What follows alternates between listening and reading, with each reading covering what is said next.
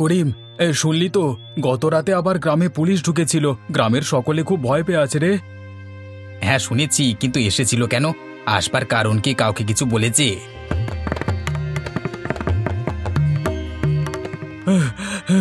আরে শোন শোন, জঙ্গলের জঙ্গলের ওপারটাতে এক জায়গায় মাটির নিচে চুল্লি বানিয়ে মাংস পোড়াচ্ছে।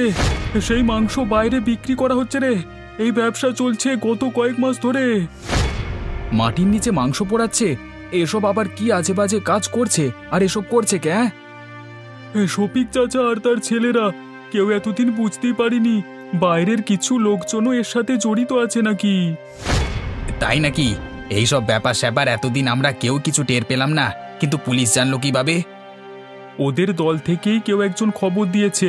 তবে দেখবি এই কাণ্ড জানাজানি হলে শফিক চাচাদের দিন শেষ। ওদের মস্তানিতে সারা গ্রাম তটস্থ থাকে, সব কিছুতেই ওদের জোর জুলুম চলে। তুই খারাপ কিছু বলিসনি, কিন্তু একটা কথা কি বুঝতে পারছিস তোরা? এতে গ্রামের কতটা বদনাম হবে।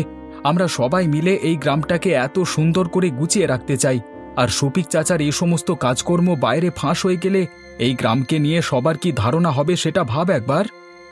সত্যি এই শফিক চাচার জন্য আমরা সবাই ভুগবো মনে হচ্ছে। কি রে, এত তাড়াতাড়ি ফিরে এলি যে আজ? এরই মধ্যে মাঠের কাজ শেষ হয়ে গেল? কাজ শেষ হয়নি মা, ভয়ঙ্কর ঘটনা ঘটেছে গ্রামে। কি ঘটনা ঘটলো আবার? রোজই তো কিছু না কিছু শুনি, আজ আবার নতুন কি ঘটলো? জানো, আমাদের গ্রামের পাশে জঙ্গলটাতেই মাটির নিচে মাংস পোড়ানো হচ্ছে। কি বলিস? কিসের মাংস? কারা করছে এসব? শফিক চাচা আর তার ছেলেরা নাকি করছে। বাইরের কিছু লোকেও জড়িয়ে আছে। মাটির নিচে চুল্লি বানিয়ে মাংস পোড়ায়, তারপর বাইরে গিয়ে বিক্রি করে। আর পুরোটা করে চলেছে গোপনে। এতদিন পর্যন্ত গ্রামের কেউ সেভাবে টেরই পায়নি। কালকে রাতে পুলিশ পড়েছিল, তারপর গিয়ে সমস্ত কিছু জানা গেছে। কি শফিক ভাই আবার এসব বেআইনি কাজে নামলো? এতদিন তো বেশ ভালো পথেই চলছিল, এবার মাটির নিচে মাংস পোড়ানো। গ্রামের সম্মান তো একদম ধুলোয় মিশে যাবে। হ্যাঁ মা, এই ব্যবসা জানাজানি হলে পুলিশও ছাড়বে না। গ্রামের মানুষের মাথায় হাত পড়ে যাবে। এসব ব্যবসা কখনো ভালো হয় না, অন্যায় করলেই তার শাস্তি পেতে হয়। আমি এতদিন ভাবছিলাম শফিক ভাই হয়তো বদলে গেছে, এখন তো দেখছি কিছুই হয়নি। এই পুলিশের ঝুট ঝামেলায় গ্রামের কতজনকে যে ভুগতে হবে তার কোনো ঠিক নেই। শফিকের পরিবারও হয়রান হবে। ওর ছেলেটার বয়সই বা কতটুকু? খুব চিন্তা হচ্ছে রে রফিক।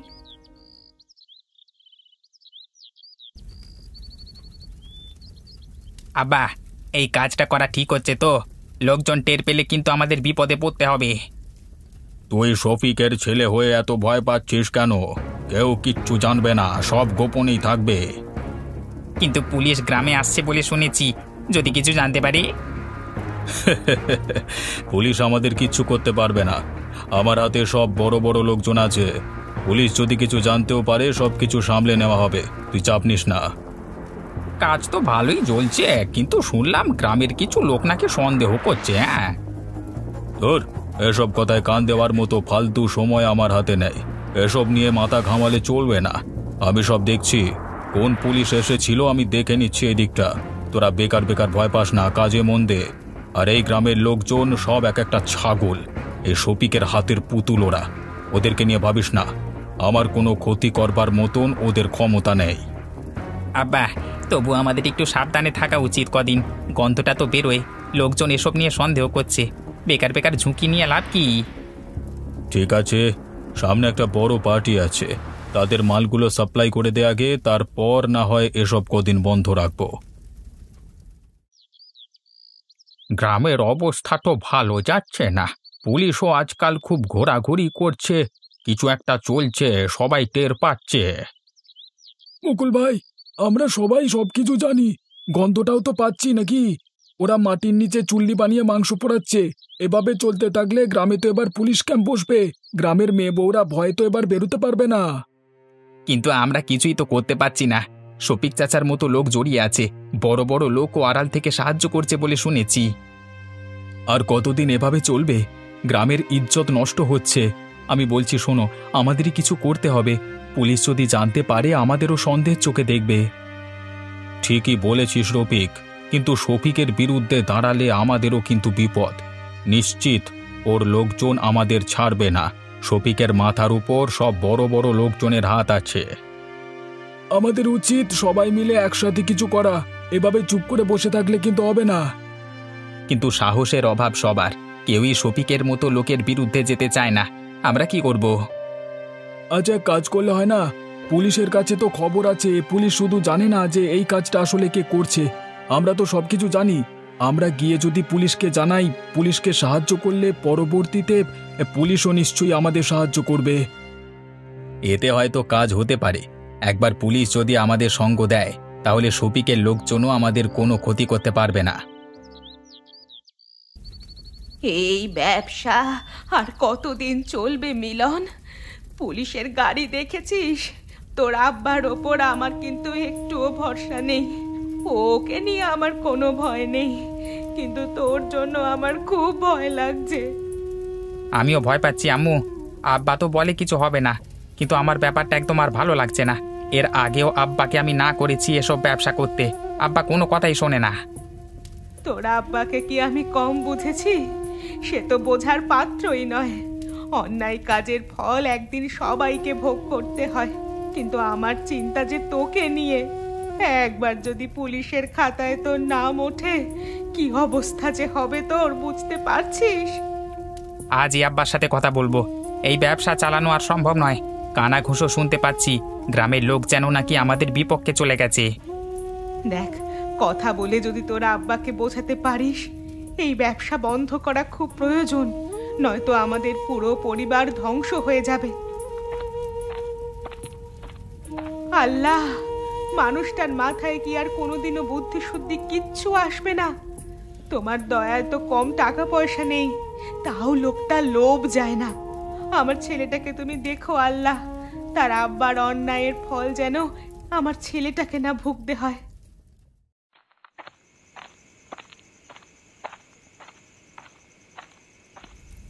আব্বা, আর কতদিন তোমার এই কাজ চলবে? আজ গ্রামে অনেক কথা উঠছে, পুলিশ আমাদের দিকে নজর রাখছে। চুপ! তুই জানিস না আমি কি করছি? এসব ব্যবসায় ধরা পড়বার সুযোগ কম। সব কিছু ঠিক মতো চললে কেউ কিচ্ছু জানবে না। কিন্তু আব্বা, তুমি কি বুঝতে পারছো না? এই পোড়া মাংসের গন্ধই আমাদেরকে ধরিয়ে দেবে। গ্রামের সবাই এই গন্ধ পেয়েছে। তোমার কি মনে হয় তুমি এই গন্ধটা আটকাতে পারবে? এসব বেআইনি কাজ বন্ধ করো আব্বা। মিলন ঠিকই বলেছে শফিক ভাই। আজকে কিছু পুলিশকে দেখেছি, আমাদের কাজ বন্ধ করতে হবে কিছুদিনের জন্য। এই ব্যবসা বন্ধ করব? এত বড় সুযোগ ছেড়ে দেব? তোদের ধারণা আছে এই কাজে কত মুনাফা হয় আমাদের? আর এই কাজ তো শুধু একা আমি করছি না, আমাদের উপরে আরও লোকজন আছে। তোদের কি মনে হয় আমি এই কাজ বন্ধ করতে চাইলেও তারা বন্ধ করতে দেবে? তোরা অযথা ভয় পাচ্ছিস, পুলিশকে আমি সামলাতে জানি। আব্বা, তোমার উপরে যারা আছে তাদের কিন্তু কেউ চেনে না, কিন্তু সবাই জেনে গেছে তুমি এই কাজের সাথে জড়িত আছো। তোমার সাথে আমিও আছি। পুলিশ যদি ধরতে আসে আমাদের ধরবে, আর গ্রামের লোকজন আমাদের বিরুদ্ধে সাক্ষী দিতে কিন্তু পিছপা হবে না আর। আম্মুর কথা একটু চিন্তা করো আব্বা। আমাদের যদি পুলিশ ধরে নিয়ে যায়, আম্মুর কি হবে? রহিমের কি হবে? আমরা ছাড়া তো ওদের আর কেউ নেই। আর এই গ্রামের লোকজন সবাই আমাদের উপর এতটাই ক্ষেপে গেছে যে আমরা চলে গেলে ওদেরকেও এই গ্রাম থেকে বের করে দেবে। হ্যাঁ বাবারে, একবার ভেবে দেখো আব্বা। দেখছি কি করা যায়।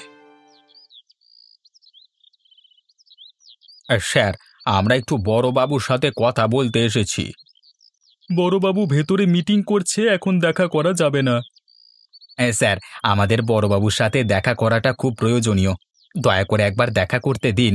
একবার গিয়ে বলুন আমরা এসেছি। কোথা থেকে এসেছো তোমরা? আমরা ছাতিমপুর গ্রাম থেকে এসেছি। একটা গুরুত্বপূর্ণ বিষয়ে ওনার সাথে কথা বলতে চাই। খুব বিপদে পড়ে এসেছি এখানে, দয়া করে আমাদের দেখা করতে দিন। ঠিক আছে, বসো ওখানে, আমি খবর দিচ্ছি। বললে তোমাদের ভেতরে যেতে বলবো। মুকুল চাচা, আমরা এখানে এসে ঠিক করলাম তো, শফিক চাচা যদি খবর পেয়ে যায় বা এই অফিসার যদি শফিক চাচারই লোক হয়ে থাকে? সেটার সম্ভাবনা বিশেষ নেই, কারণ যে কবার গ্রামে পুলিশ এসেছে উনিই ছিলেন, আর উনি তো এখানে নতুন এসেছে। আমার মনে হয় না শফিক এখনো একে হাত করতে পেরেছে। যাও তোমরা, স্যার ডাকছেন ভেতরে। কি হয়েছে, কি বলতে চান আপনারা? স্যার, আমরা জানি আপনি গ্রামের বেআইনি ব্যবসা সম্পর্কে সমস্ত খবর পেয়েছেন। আমরা সবাই এ নিয়ে খুব ভয়ে আছি। তার মানে আপনারাও এই ব্যবসার সাথে জড়িত?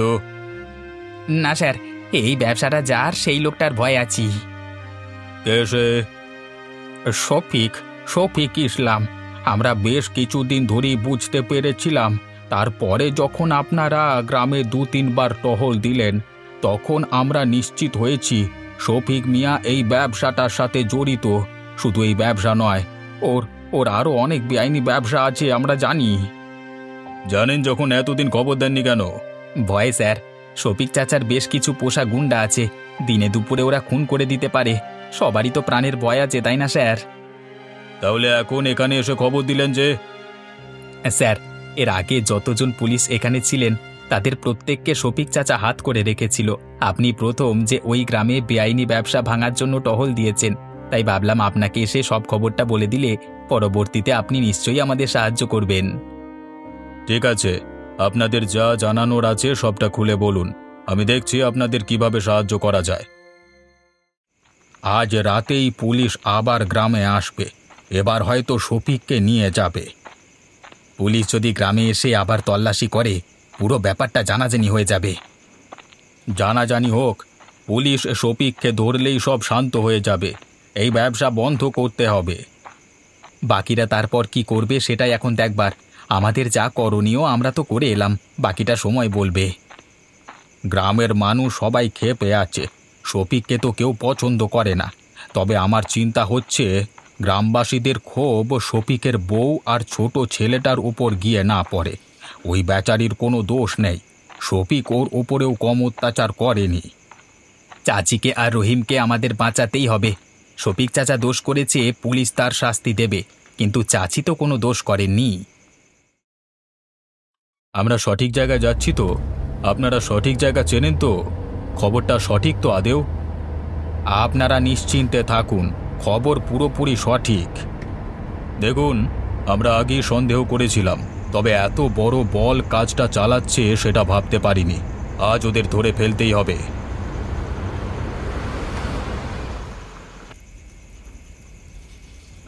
পুলিশ এদিকে কি করছে? আমি তোমাকে বলেছিলাম না আব্বা, এই ব্যবসা বন্ধ করো, এবার ধরা পড়ে যাব মনে হয় আমরা। শফিক ভাই, দেরি হলে বড় বিপদ হয়ে যাবে, এখনই পালাতে হবে আমাদের। না, পালাবো না, কিছুই প্রমাণ করতে পারবো না, সব কিছু লোকানো আছে। শফিক, অনেক দিন ধরে তোমার বিরুদ্ধে অভিযোগ জমা হচ্ছে, আজকে সমস্ত প্রমাণ হাতে পেয়েছি। এবার আর পালানোর উপায় নেই, আমরা তোমাকে গ্রেফতার করছি। কিসের অভিযোগ?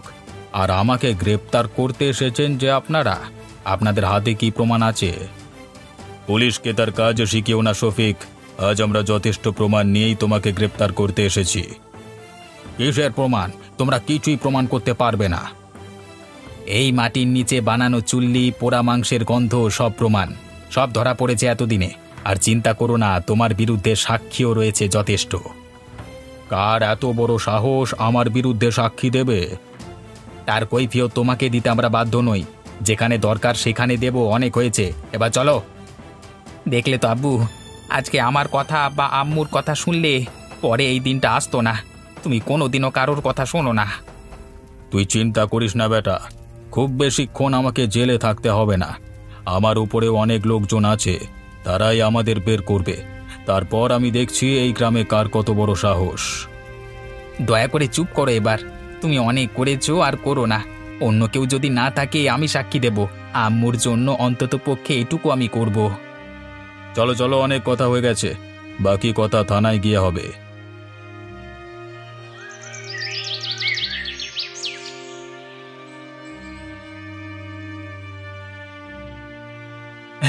যাই হোক, শেষমেশ শফিক আর তার দলবল পুলিশের হাতে ধরা পড়ল। এতদিন যা হচ্ছিল তাই নিয়ে সবাই আমরা খুব ভয়ে ছিলাম। হ্যাঁ, কিন্তু আমাদের গ্রামের ওপর যে কলঙ্ক পড়েছে তা কি মুছে যাবে এত সহজে? কলঙ্ক মুছতে সময় লাগবে, কিন্তু অন্তত এখন শান্তি ফিরে আসবে। এই অবৈধ কাজ চলতে থাকলে গ্রাম আরও বিপদে পড়ত। বিপদের হাত থেকে আমরা মুক্তি পেয়েছি। গ্রামে এরকম চলতে থাকলে কাকে পুলিশ কখন গ্রেপ্তার করে নিয়ে যেত তার কোনো ঠিক ছিল না। এবার অন্তত আমরা সবাই শান্তিতে থাকতে পারবো। হ্যাঁ, কিন্তু শফিক চাচাকে এভাবে যেতে দেখে খারাপ লাগছে। সেই ছোট থেকে শফিক চাচাকে দেখছি। লোভ মানুষকে অন্ধ করে দেয়। হ্যাঁ, তো কিছু বললাম, কিন্তু তোর আব্বা শোনেনি, আর সবাইকে নিয়ে গেল পুলিশ। আমাদের কি হবে এখন? আব্বু তো আমাদের কথা কোনোদিন শোনেনি।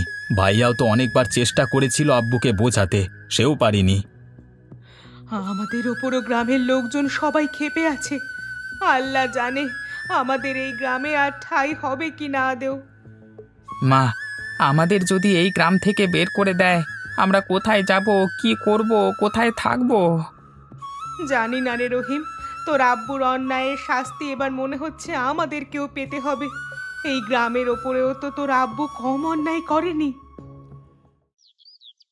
শফিক ভুল করেছে, কিন্তু তার পরিবার তো কষ্টে আছে। তাদের কিভাবে সাহায্য করা যায় তা ভাবতে হবে। সাহায্য করব মানে? শফিক মিয়ার জন্য আমাদের গ্রামের এত বড় বদনাম হলো, তার পরিবারকেও আমাদের এই গ্রাম থেকে বের করে দিতে হবে। একমাত্র তাহলেই আমাদের গ্রামের বদনাম ঘুচবে। একদম ঠিক বলেছ। শফিকের এক ছেলেকে নিয়ে গেছে, কিন্তু আরেক ছেলে তো আছে এখনো। ওদের যদি গ্রাম থেকে বের না করে দেওয়া হয়, তাহলে এবার ছোট ছেলেটাও এই একই ব্যবসায় নামবে। চুপ করো তোমরা। শফিক দোষ করেছে, তার জন্য আমরা তার পরিবারকে শাস্তি দিতে পারি না। হ্যাঁ, আমি মানছি যে এই গ্রামের বদনাম হয়েছে, কিন্তু শফিকের পরিবারকে আমরা যদি গ্রাম থেকে বের করে দিই, তাহলে এই গ্রামের বদনাম আরও বাড়বে। ওদের যদি কিছু হয়ে যায় তাহলে সেই দায় কিন্তু আমাদেরই থাকবে। আমরা যেমন এই গ্রাম থেকে বেআইনি ব্যবসা সরিয়েছি, তেমন এখন শফিকের পরিবারের প্রতি আমাদের কিছু কর্তব্য আছে। হ্যাঁ, আমিও একমত। শফিকের পরিবারের প্রতি আমাদের একটা দায়িত্ব আছে। তারা তো আর ব্যবসার অংশ ছিল না। শফিকের জন্য ওদের পুরো পরিবারকে দোষারোপ করা যাবে না। ওরাও চেষ্টা করেছিল শফিকের এই ব্যবসা বন্ধ করতে। এখন আমরা যদি তাদের পাশে না থাকি তাহলে তারা খুব বিপদে পড়বে। আমাদের উচিত তাদের পুনরায় কাজ শুরু করতে সাহায্য করা। সবাই যদি একসঙ্গে থাকে তাহলে গ্রাম শান্তিতে থাকবে। আজ কতদিন পর মনে হচ্ছে সবকিছু ঠিকঠাক হচ্ছে। গ্রামের সবাই আবার আগের মতো শান্তিতে আছে। হ্যাঁ, আব্বু যা করেছে তার জন্য আমি লজ্জিত, কিন্তু আপনাদের সাহায্যে আমাদের পরিবার নতুনভাবে বাঁচতে শিখেছে। আমরা তো সবাই একই পরিবার। ভুল করলে যেমন শাস্তি দিতে হবে, তেমন যে কোনো বিপদে একসাথেও থাকতে হবে। তোর বাবা তার শাস্তি পেয়েছে, কিন্তু তোরও তো নতুন করে শুরু করবার অধিকার আছে। আপনারা না থাকলে হয়তো আমরা আর এই গ্রামে থাকতেই পারতাম না। আমাদেরকে এই গ্রাম ছেড়ে চলে যেতে হতো।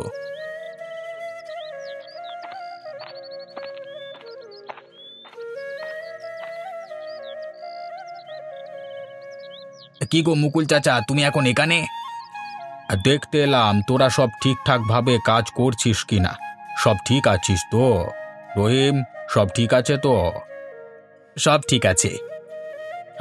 এত সব ঘটনার পর গ্রাম আবার শান্ত হয়েছে। লোভ আর অন্যায় মানুষের জীবন কতটা বদলে দিতে পারে সেটাই শফিক প্রমাণ করে দিল। ঠিকই বলেছ চাচা, কিন্তু আমরা সবাই মিলে কাঁধে কাঁধ লাগিয়ে যদি কাজ করি আর একসাথে থাকি, তাহলে আর কোনো অন্যায় এই গ্রামে কিন্তু ঘটবে না। ঠিকই বলেছিস। এখন থেকে সবাই মিলে গ্রামকে রক্ষা করতে হবে। আমিও আপনাদের সাথে আছি।